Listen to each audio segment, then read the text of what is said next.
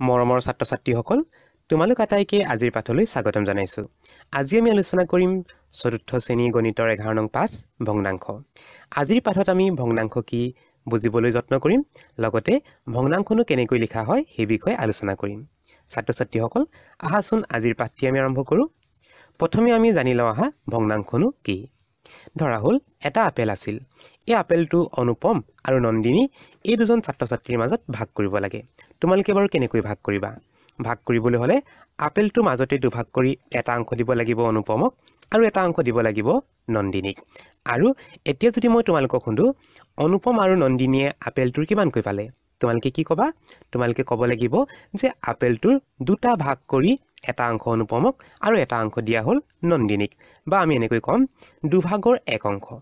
আমি যে আপেলটো দুটা ভাগ কৰি এটা অংশ ল'লো সেইটোৱে হৈছে দুভাগৰ এক অংশ। আৰু গোটা বস্তুৰ ভাগ কৰি যিবোৰ অংশ পাওঁ সেই অংশবোৰকে কোৱা হয় ভগ্নাংশ। আৰু এই যে দুভাগৰ এক অংশ ভগ্নাংশটো লিখা হয় এনেধৰণে।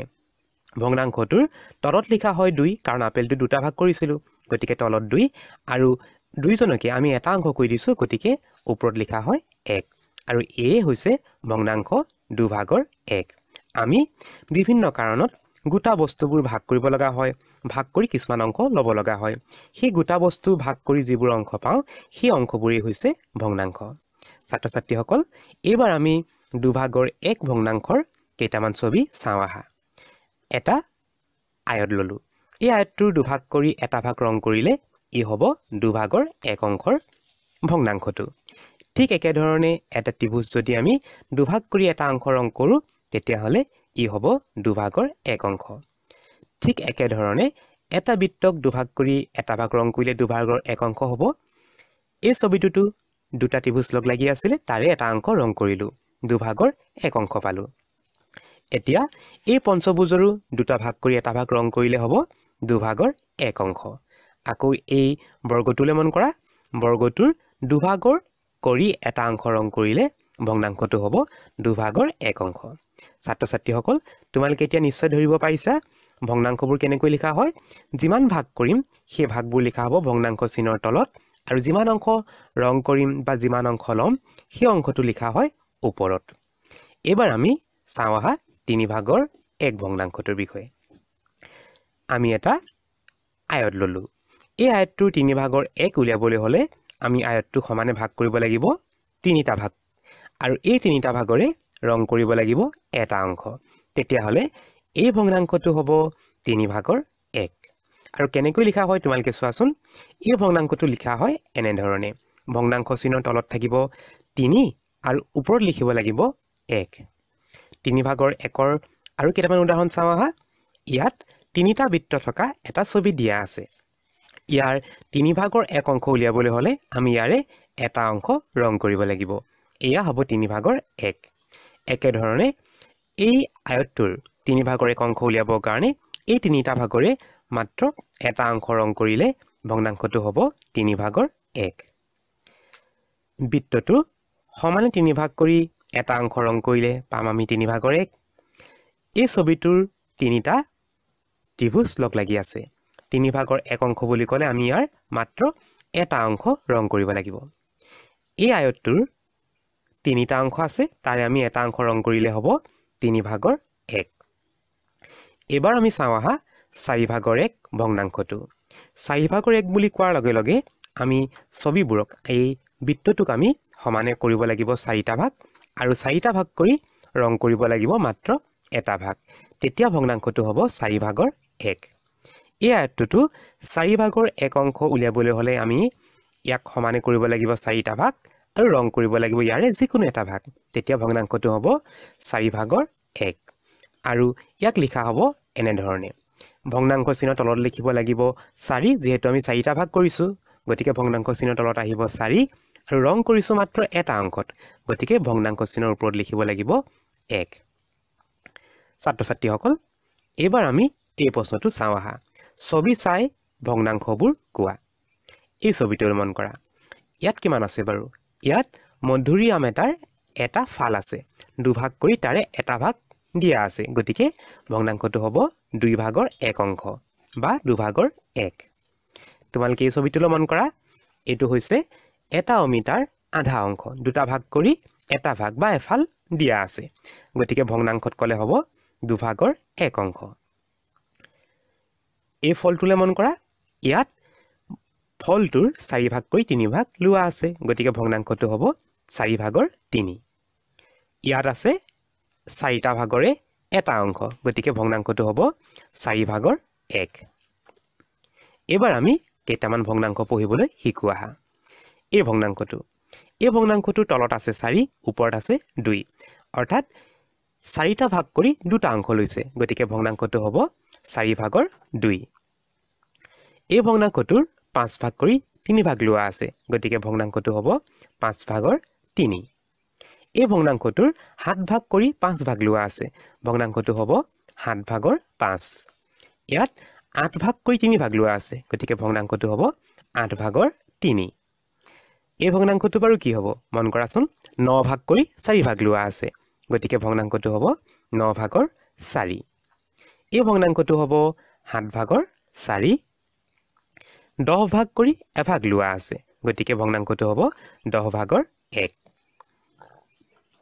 6 ভাগ কৰি এভাগ লোৱা আছে গতিকে ভগ্নাংশটো হ'ব 6 ভাগৰ 1 তোমালোকে এনেকৈ ভগ্নাংশবোৰ পঢ়িব লাগিব ভগ্নাংশবোৰ পঢ়োতে তোমালোকে সদায় হৰটো বা তলত যেটো সংখ্যা থাকে সেই সংখ্যাটো তোমালোকে আগে ক'ব লাগিব ইয়াত প্ৰথমে আছে 4 গতিকে আমি কৈছো 4 ভাগৰ 2 ওপৰত থকা সংখ্যাটো তোমালোকে পাছত ক'ব লাগিব এবাৰ এই প্ৰশ্নটো চাওঁ দিয়া আছে ছবিবোৰৰ ৰং দিয়া অংশৰ লগত ভগ্নাংশবোৰ মিলোৱা ইয়াত ৰং দিয়া কিছুমান ছবি দিয়া আছে এই ছবিবোৰ চাই ভগ্নাংশবোৰ মিলাব লাগে ভগ্নাংশ কেইটা মন কৰা প্ৰথম ভগ্নাংশটো দিয়া আছে 3 ভাগৰ 1 3 ভাগৰ 1 ছবিটো বিচাৰাচোন 3 ভাগৰ 1 ছবিটো হয় এই ছবিটো গতিকে আমি আস্তানি মিলাব লাগিব 3 ভাগৰ 1ৰ লগত এই ছবিটো ইয়াৰ পিছৰ ভগ্নাংশটো দিয়া আছে 2 ভাগৰ 1 2 ভাগৰ 1 ছবিটো হয় এটো গতিকে মিলাব লাগিব 2 ভাগৰ 1 ইয়াৰ পিছৰ ভগ্নাংশটো দিয়া আছে 4 ভাগৰ 1 4টা অংশ কৰি এটা অংশ বা এটা ভাগ ৰং দিয়া ছবিটো বিচাৰাচোন এই ভগ্নাংশটো হ'ব 4 ভাগৰ 1 ইয়াৰ পিছৰ ভগ্নাংশটো দিয়া আছে 4 ভাগৰ 3 4 ভাগৰ কৰি 3 ভাগ ৰং দিয়া আছে ছবিটো বিচাৰাচোন এই বৃত্তটো 4 ভাগ কৰি 3টা ভাগ ৰং কৰা আছে গতিকে ভগ্নাংশটো হ'ব 4 ভাগৰ 3 একেবাৰে শেষৰ ভগ্নাংশটো দিয়া আছে 3 ভাগৰ 2 মন কৰা কোনটো ছবি মিলিব এই ছবিটো হয় 3 ভাগৰ 2 এবাৰ আমি এই প্ৰশ্নটো চাওঁ আহা দিয়া আছে তলত দিয়া বস্তুবোৰৰ 2 ভাগৰ 1 অংশত ঘেৰ দিয়া ইয়াত এই ছবিবোৰ চাই ইয়াৰে 2 ভাগৰ 1 অংশত ঘেৰ দিব লাগে ইয়াত কেইটা বিলাহী আছে তোমালোকে চোৱাচোন ইয়াত বিলাহী আছে 8টা বিলাহীৰ দুভাগ যদি কৰা সমানে যদি দুভাগ কৰা এটা ভাগত পৰিব 4টা বিলাহী গতিকে তোমালোকে ঘেৰ দিব লাগিব 4টা বিলাহীত এই ফুল কেপা মন কৰা এই ফুল কেপাহটো তোমালোকে দুভাগ কৰি এভাগত ৰং কৰিব লাগিব কেপা ফুল আছে তোমালোকে চোৱাচোন ইয়াত মুঠতে ফুল আছে 10 পা গতিকে 10 পা ফুলৰ যদি তোমালোকে দুটা ভাগ কৰিব লগা হয় এটা ভাগত পৰিব 5 পাকৈ ফুল গতিকে তোমালোকে ঘেৰ দিব লাগিব 5 পা ফুলক ইয়াত কেপা পাত দিয়া আছে চোৱাচোন ইয়াত পাত দিয়া আছে 6খন পাতৰ যদি আধা কৰা তোমালোকে ৰং দিব লাগিব বা ঘেৰ দিব লাগিব 3খন পাতত এবাৰ তৰাবোৰ চোৱাচোন ইয়াত তৰা দিয়া আছে 12টা তৰাক যদি তোমালোকে দুভাগ কৰা দুটা ভাগ কৰিলে এটা ভাগত পৰিব 6টা তৰা গতিকে তোমালোকে ঘেৰ দিব লাগিব 6টা তৰাত এবাৰ মেকুৰী পূৰণ কৰা ইয়াত মেকুৰী দিয়া আছে 14টা মেকুৰী যদি সমানে দুভাগ কৰা এটা ভাগত পৰিব 7টা মেকুৰী তোমালোকে ঘেৰ দিব লাগিব 7টা মেকুৰীত ইয়াত মন কৰা পখিলা দিয়া আছে 4জনী পখিলাৰ দুভাগ কৰিলে এটা ভাগত পৰিব 2জনী পখিলা তোমালোকে ঘেৰ দিব লাগিব 2জনী পখিলাক এবাৰ প্ৰশ্নটো দিয়া আছে তলৰ কেইভাগ ৰং কৰা আছে ভগ্নাংশত লিখা ইয়াত চোৱাচোন কেইভাগ ৰং কৰা আছে ইয়াত মুঠতে